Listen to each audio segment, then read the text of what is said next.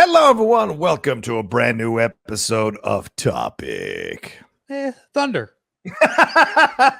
Here from the Top 10 Show, I'm John Roca. And I am Matt Nostin. We're here to bring you another week of Topic Thunder. Thanks to our patrons over at patreon.com/the top 10. And John, how does the show work? Well, the show basically works like this. All our $5 and above patrons have access to an email. They send in their questions, thoughts, and comments over email for us to read. We read them usually in order, unless it's one person sending 4 of them back to back. We like to spread that over multiple weeks, but we try to read them in order and answer them. We don't look at them ahead of time, and so you get our raw, unfiltered thoughts, questions, and comments in answers to your email. So go at $5 and above. That's all you need to donate every month to be a part of this and participate. So go to patreon.com/the top 10 as Matt No said. All right, Matt, you start us off, man. What's our first one? All right, our first one comes from Heinrich Winterland. Oh, hello. And it says, "Hi, John and Matt. Hope both of you are doing well. My question is, what protagonist that we are clearly meant to like do you actively dislike?" Rudy doesn't count, by the way. Son of a bitch. It's probably smart to cut us off at the knees. For me, the answer is Santiago Munez from the Goal movies.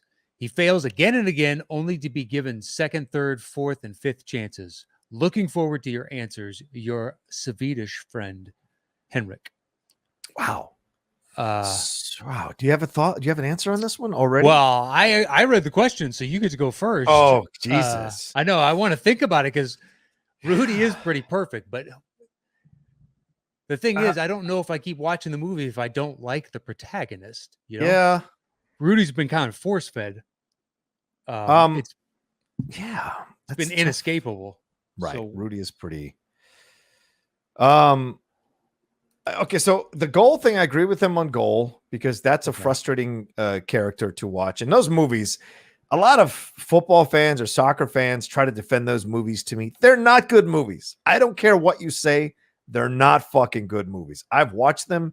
They've got good actors in them, but the story, the coherence, the organic flow of the movies are so stilted. They just don't give you the magic. Just seeing Juventus or seeing the jerseys of the different teams on screen as they play is not enough to win me over.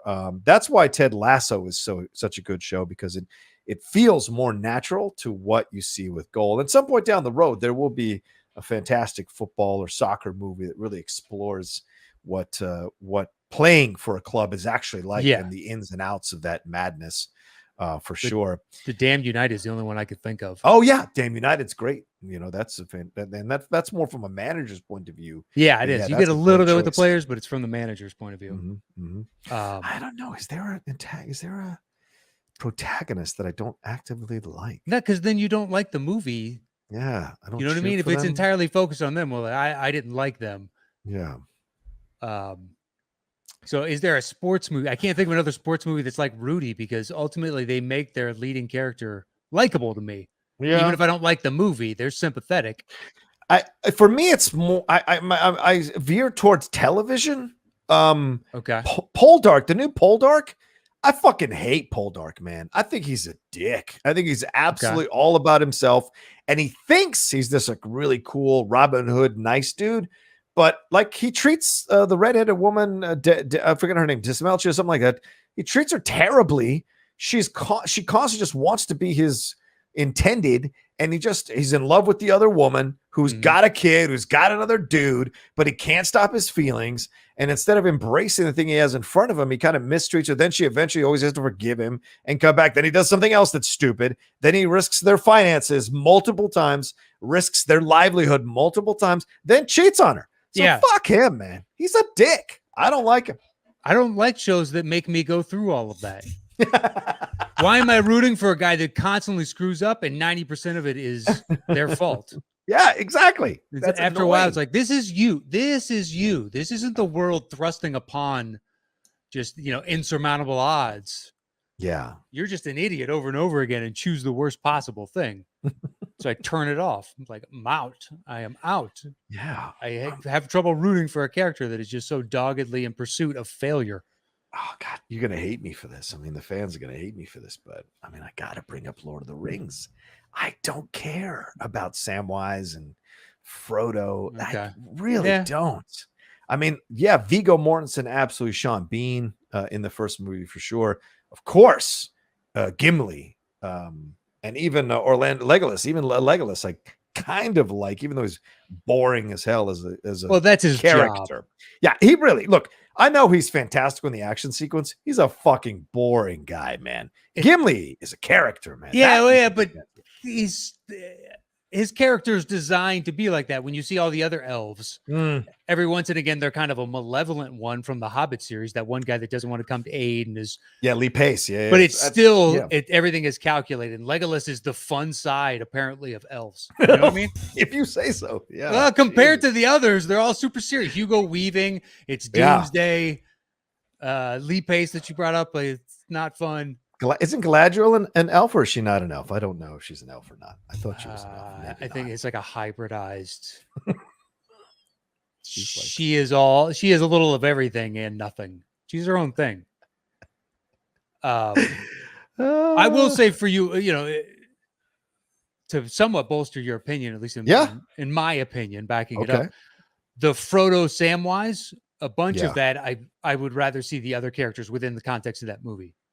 Now, they do have moments together I think are pivotal for the franchise, and I love, but there's a lot of fluff for them. Just like, well, if I got to do fluff time, I would rather do it with Viggo and Legolas and Gimli, or head over to Pip and Merrin. Yeah. Just because their storylines are usually more fun. I can handle Pip and Merrin more than I can handle Samwise and Frodo. It's just Samwise and Frodo super serious at all times. Yeah, and everything Frodo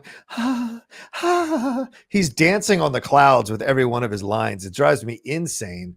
And then Sam's over here going, "I'm a Lifetime movie for you," and I can't. It drives me nuts. At least I can't tell you you're wrong. Are idiots, and they're fun to watch because they're idiots. But yeah, go ahead. Sorry. I know what you mean. Yeah, your assessment is not incorrect.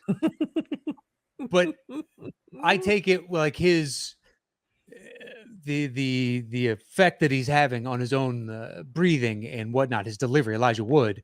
I think it's the unbearable weight of having to carry the burden of the ring, and that's how it's like manifesting itself. Yeah, but I know what you mean. Like, I remember after I saw that first Godzilla reboot from 2014, right, something like that, and it was me and Chris Burns. Nice. And another friend of ours that hadn't seen it. And they're like, what's the movie like? And then I described all the things that I didn't like about the movie. And Burns is like, you're not wrong. Everything you're saying is correct. And then he turned to him and he's like, I had a lot of fun for these reasons. And then I was just like, I didn't give a shit by the time we got to those reasons for me to care at that point. There's one. The Godzilla or anybody in the Godzilla franchise, I am not rooting for because they screw up over and over and over again. Right. And it's what should be gratifying at certain points. I just don't care by the time we get to it. Aren't the Twilight leads? Aren't they annoying? I've never seen a second of those movies outside of trailers. I'll tell you this, man. I will leave the Schmodown never having watched a movie for the Schmodown. I've studied movies for the Schmodown and stars. Nice distinction. Yeah, I mean, there's a difference, right? But I know the people who play now, the young kids, they're watching, like they're going on movie fests, and I'm like, knock yourselves out. At this age, and what I've been very lucky to win what I've won in the league. I have nothing left to prove. The last thing I'm going to do is sit down and have a Twilight movie fest or watch movies that I just don't want to watch. And if I lose a match because of that, I don't really care, because I'm at the point now where like I'm just kind of moving past it. And this idea of torturing myself just to win a movie trivia match just doesn't appeal to me anymore. Yeah. So these Twilight films, I studied them to get them in my head just in case they come up as a young adult thing or whatever. And I don't like either of those two characters. They're just so emo? They're so emo in their angst. It's just like, and it's white privilege all the fuck over. White vampire privilege. Vampire privilege. Let's be perfectly clear here. Vampire privilege. But I don't mind Tom Cruise vampire privilege and Interview with the Vampire. I do mind Edward Cullen emoji vampire privilege in those films. That I don't know. And you also have to think in terms of the Schmodown. Yeah. I mean this with no disrespect, but you and I have decades on them more than likely a movie going experience. That's true. That's very true. So if you want to go fair. through it, just like, dude, I've seen 90% of what you're watching Yeah. now already. Do I remember all of it? Probably not. I remember big beats of those movies that I've seen now, but there are occasionally like, oh yeah, that fucking movie. How does that even go? Like, I know I saw it. I remember sitting down to watch like some 80s schlock shit stuff. Like, oh yeah, it comes up on this show. Everyone's gonna be like, I totally forgot about that movie. Oh yeah, and then that happened. Like, you have to walk it through and you can start to visualize, but I can't conjure it on my own. Yeah. See, and that's the thing. And you're right. Actually, that's a fair point. I should maybe step back a little bit from my own POV on that. Realize these are young kids. Yeah, catch up. For them, they're still catching. Yeah, exactly. They're still catching up. Where we've been casually or not more passionately watching movies for a long time. So that information is a little more available to us for sure. Well, tell me who's the radar operator and run silent, run deep. Shove it up your ass. Okay? Exactly. Shove it up your ass. Yeah, I actually don't know the answer to that, but I know it's a sub movie, and I know 2-3 of the top billed actors. Yeah. I'll counter all your young adult questions with some classic questions. You won't get any of them. You won't fucking get any of them. And that's the game sometimes, for sure, the back and forth and all that kind of stuff. But to go back to the question, Grandpa Joe is another one I fucking hate in Willy Wonka and the Chocolate. He's been bedridden for 20 years, his family near poverty. Then he gets a ticket, and all of a sudden he's jumping out of bed and he's dancing around like, the fuck? You should have gotten out there and got a job, you lazy bastard, laying in bed for 20 years. He's an old man. Well, he didn't look old when he jumped out of that bed. He didn't. Well, look, you're not wrong for having been bedridden for that long. I'm just saying. Die already, for God's sakes, 20 years. But if you do notice in that scene, old grandpa actually has a coke nail on his left pinky. Yes, he does. That's another part of this thing I need to figure out. Is this some bitch a drug addict on the side? And is he bedridden because he has to sleep all the time once he goes on his binges? I wonder. Oh, I like that it's character development as opposed to the actor liking to take tootskis because it's the 70s and cocaine. Nobody knows the pitfalls of it just yet when you do too much. You think Edward Albert was out there putting the shit in his... Wow. Yeah. Would be shocked, but maybe not as shocked as I would normally be. Who knows? Yeah. It's entirely possible, and that seems more realistic to me than he decided to, unless it has some old world, some British like heritage of back and they did this because they would take elder root. They would grind up elder root or some bullshit, some old remedy from the countries long since ceased. Wow. So this Willy Wonka came out in 71. So he was 64 when he did Willy Wonka, or when it came out. Maybe he did. Had to have. That's the only thing that makes sense. But think of the dedication to that. That's how much cocaine you're doing, that you grew out your nails specifically so you wouldn't have to roll up dollar bills or anything else. You can just take a little and shove it right into your nose. Dollar bills, y'all. Just go right back to partying. There we go. Dig it. Oh my God, that's funny. Let's see. Is there anyone else that's annoying to you? Anyone else? I'm sure if we kept talking about it, we could find some more. Fucking Carrie Bradshaw is certainly annoying. That's for goddamn sure. I never understood the entire appeal of that show. I didn't like a single character on it, and I've seen, I would say, legitimately 30 or 40 episodes. Yeah. Oh, yeah. I had to, when we were doing DVD testing way back when, back in the early 2000s for the job I used to have way back when, I was watching all those episodes to test for audio and subtitles and shit. And I was like, the writing on this show is not bad. And I really enjoyed Kim Cattrall. I enjoyed a lot of Cynthia Nixon stuff. They give her a lot to kind of play around with emotionally. But like, Carrie Bradshaw annoyed the piss out of me. She's always just like, and today this happened and today that happened. And, it's tough out here. I have a guy who wants me all the time.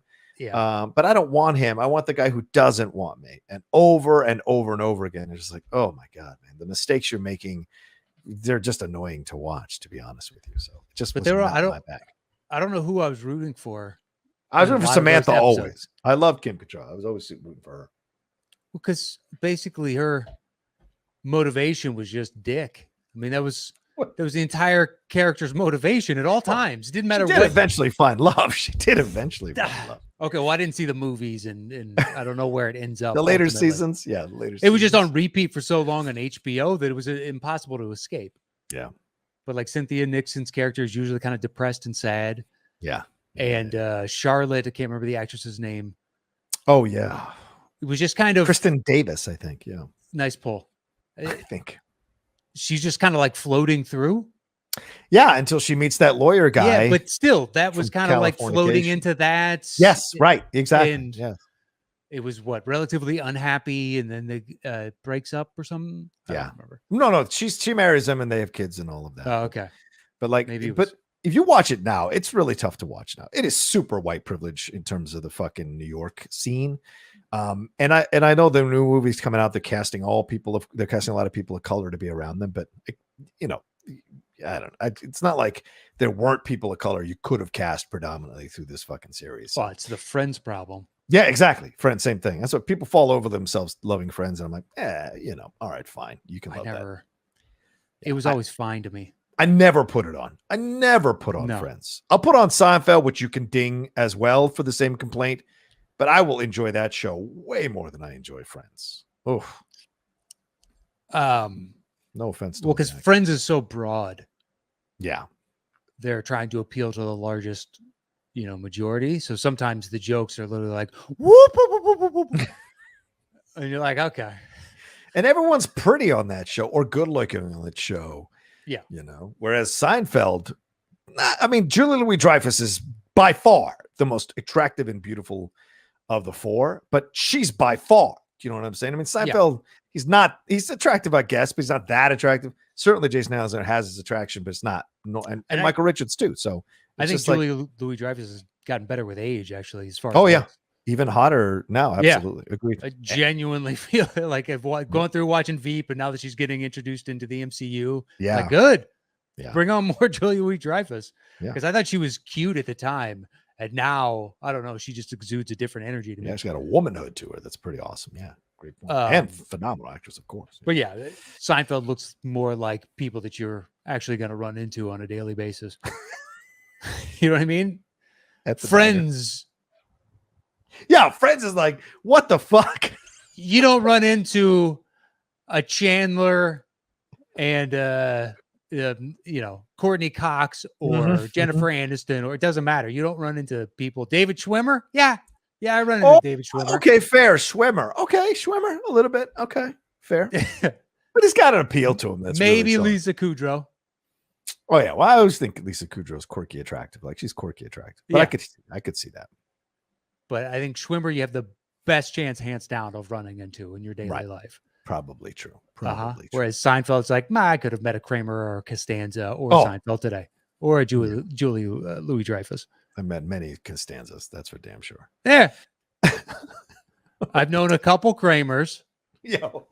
Not like that, but the same energy, the same vibe. They just did other stuff. Yeah, exactly. With the Coke fingernail. Yeah. With the Coke, you like to party. There's nothing wrong with that. Grandpa Joe. I get delivery for a Joe. That's mine. That's mine. Boy, there's a lot of postage on this. Where did it come from? I've never seen that stamp before. Don't you worry about it. What language is this? Don't you lick that stamp. Well, it says it's glorifying a freedom fighter. Where do we have freedom fighters in a modern age? Is that flour? Get out of here.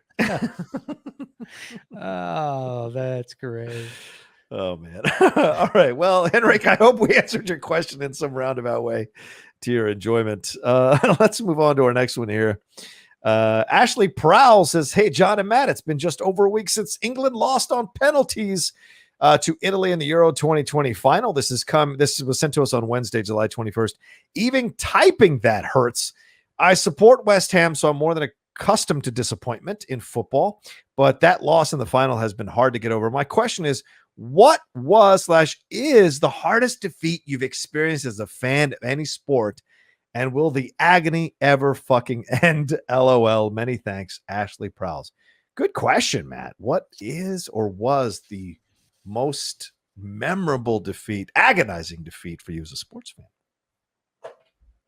Well, okay, so you got to start with your teams. And my Of Bulls, course. if we make the championship, we've won thus far. But it's also been a while. I'm not Mhm. bragging, obviously. I don't really watch the Cubs anymore, but first World Series we made to in a long, long time, won that. And the Bears, I didn't think we were going to win, Yeah. except for the time we won in my lifetime. Oh, in 85. Right. Yeah. So I've never really been at that where it's like, what a gut punch. Really?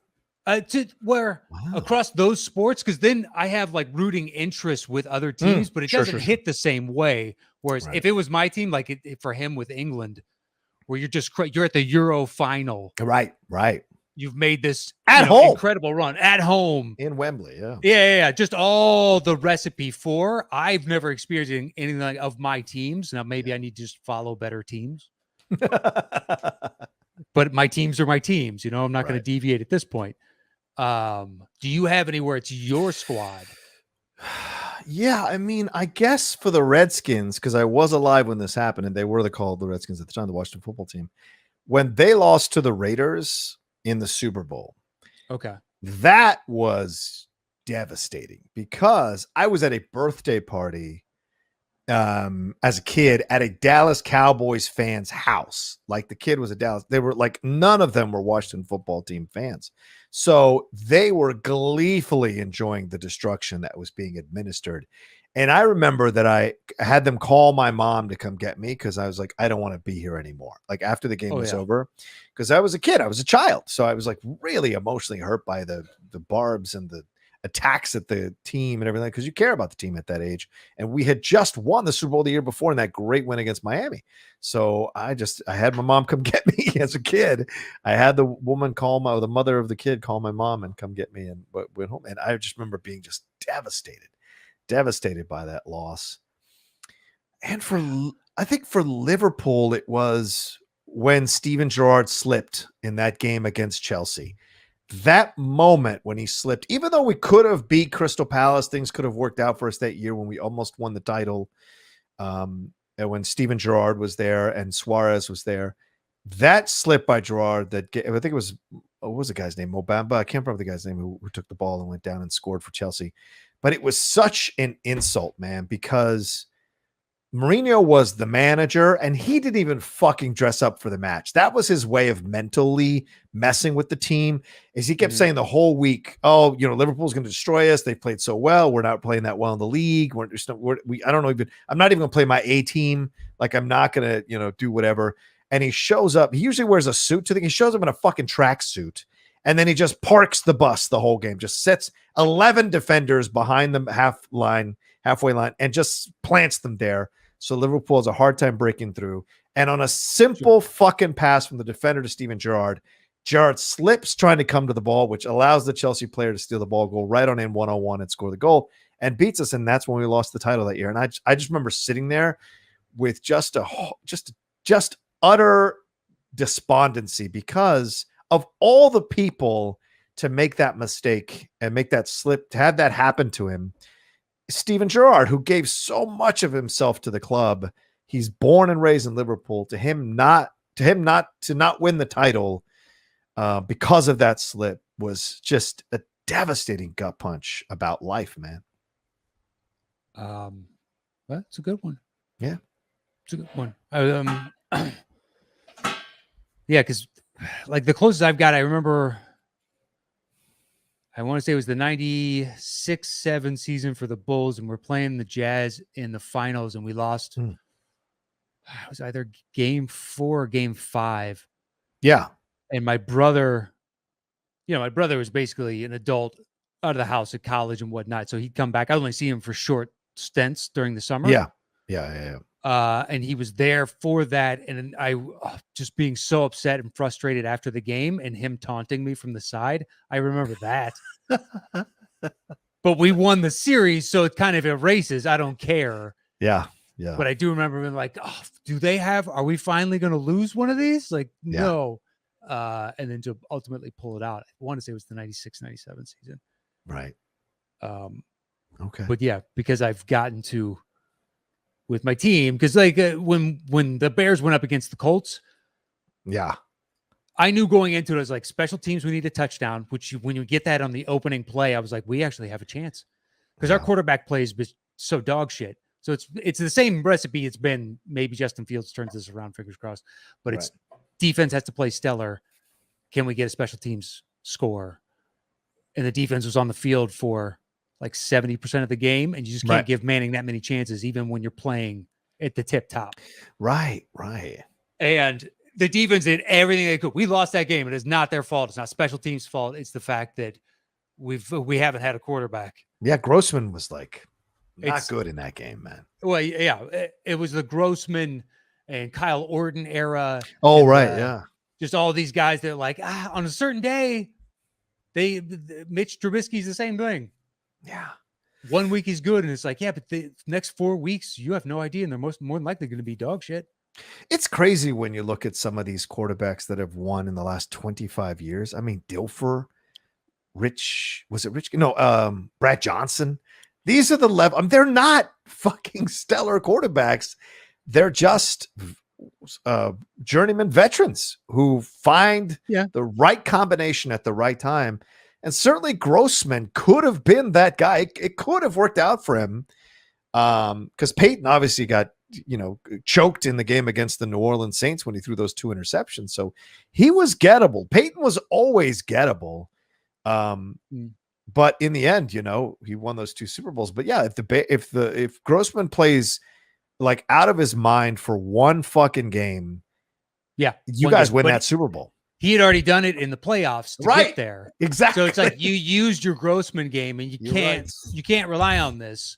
This isn't the situation you just brought up with Manning of we all always saw the talent. Manning was always superior. Oh, sure. To his competitors. Yes. Just sometimes he gambled, or the team around him wasn't as talented, so he couldn't make up for all their deficits. Yeah. It's like Elway. It makes sense that he closes out a champion because he was championship level in the league for basically his entire career. I sometimes wonder if you had put Brady's mental toughness in Peyton Manning's brain, what kind of quarterback, what like galaxy level type quarterback you'd have gotten in Peyton Manning? Because I would argue, and I know a lot of people think Tom Brady is the greatest of all time. Sure. But as far as natural ability, Peyton Manning was an excellent natural quarterback. Like his ability to read defenses. The problem with Peyton was he would overthink the fuck out of situations, and then he would slide into the dark place so quickly. You would see him piss away games because you knew that one casual interception or whatever, he just couldn't bounce back from it.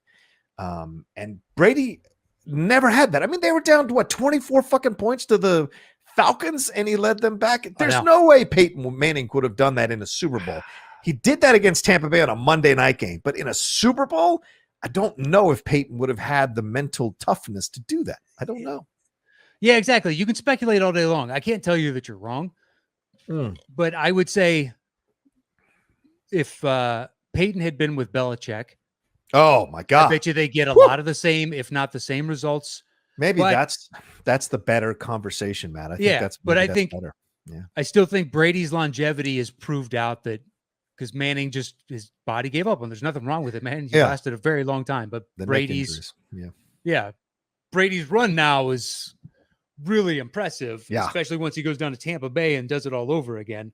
Dude, his press conference yesterday, he's like, nothing I did last year means a damn thing. Yeah, I'm here to play. I love that. God damn it. I love that. Always trying to prove himself, man. It's fucking awesome. And I also think the way that each got mad at their teammates might have made a difference, because Brady will yell at you, and it's like this weird aggro, like he's just screaming on the sidelines and stuff. And Peyton, why don't you care as much as I do? Yeah. If a running back is dropping out of the backfield and he drops the pass in the flat, Peyton will give that disappointed dad like, and I always, when I watched that, I was like, I wonder if that makes a difference between the teammates. Great point. The passive aggressive approach versus the in your face angry approach. Yeah, guys like this. Sometimes I'm sure it takes you're better than that. Yeah. But yeah, I think it's tough to say that Brady isn't the better. I always, during their primes, I liked Peyton better. Yes, right. You did. could, because he was more beautiful as a quarterback. His passes were more gorgeous. Brady's were more clutch. And there's the difference in that situation. Because, like, man, when that ball left Manning's hand, it was a beauty to watch, that ball spiraling in midair. And just like, man, that is just incredible. And those long bombs he used to throw, sweet Mary Mother of God. Him and Marvin Harrison were just incredible combo, man. Yeah. So, yeah. Watching, if I ever watched the game, if I was on the flip side of either of those two, my game plan for the Patriots, I'm game planning against Belichick. If I'm playing the Colts, I'm game planning against Manning. Yes. And that to me was the difference. Yep. Great point. Nothing against Brady. He's awesome. But Manning is the coach / player on the field. Right. To me. I don't know the game like you do. So I could be lying to myself. That's a good point, because I didn't see Dungy go off and be successful after he left. He went into broadcasting, right? And before that, he had those Tampa Bay teams, but it was Gruden who came in and took his squad to a Super Bowl victory. Yeah. The year after Dungy left. So you got to ask you. I mean, you got to have that conversation, like, because it's not like John Fox is that great of a coach that led Peyton to a Super Bowl. Like, give me a break. You're right. If Peyton had been with Belichick, fuck, man, that could be. He could have won 10 Super Bowls in a row, for God's sakes. Yeah. But now with Tom winning in Tampa Bay, just like, he did go to a situation when it doesn't normally happen or succeed in the NFL like it does in other sports, where just get a collection of talent and assume the talent will win out, as opposed to, the group coming together, the scheme, the everything. It's like, we populate this with just a boatload of top tier talent. And people forget when Peyton went to Denver, like the first 2 years before he won this, I think he won the Super Bowl in the third year there. He was incredible to watch. He was reborn. Oh, yeah, they were putting up crushing numbers. Yeah. And that's why the loss to Seattle was so shocking, because they were coming in with, like, scoring 50 fucking points a game. And that's the thing about Peyton. As I said earlier, he can go to the big game, but once it starts to go down, he goes all the way out. He's gone. He's mentally out of the game, and it's rough to watch. And he has no faith that he can bring the team back. It's weird, So yeah, but he's happy doing what he's doing. He's successful. He's a multimillionaire by miles, and he'll probably own a team one day. Officially. Yeah, Hall of Fame. Yeah, true. Hall of Famer. I watched his speech. It's the only one that I watched. It's a nice speech. Yeah. But with the time limit and him making fun of Ray Lewis up top, and apparently they had to limit it into 6 minutes. He still went on beyond that, but he was just, how many times did he rehearse that? It still seemed natural and flowed, but that was quick. He packed a lot of information into a small amount of time. He's the best. All right. And that's, thank you, Ashley. Appreciate your question. And only 2 questions today. Sometimes it goes like that on Topic Thunder. Sometimes it's 1 question, sometimes it's 4. Mm-hmm. Today, it just happened to be 2. Thank you all so much for sending in your question, thoughts, and comments. We appreciate it. Ashley Prowls and Henrik Winterland. Matt, what do we have to tell them? I think that's it for this week. Thanks to everybody that supports us over patreon.com/the top 10, and follow us on Twitter at Top 10 Show, or on Instagram and YouTube. It is the Top 10 Podcast with the number 10. So /the Top 10 Podcast. And you can follow me anywhere at Matt Nost. Yep. And remember, if you want to be part of the show and send in your questions, thoughts, and comments, go to patreon.com/the top 10, $5 and above. You get to be part of this. And we're running out. So for you $5 and above patrons, start sending in more stuff. We're catching up. So start sending in more stuff. Once we get into single digits, I get concerned. So start to send in more of your questions, thoughts, and comments. So much shit is going on in the world. All this stuff is coming out in the theaters and on TV. So go ahead and ask us all kinds of questions from whatever subjects you want to talk about here. And you can follow me at The Rocha Says on Twitter and on Instagram. And that's it from us for the Top 10 and Topic Thunder.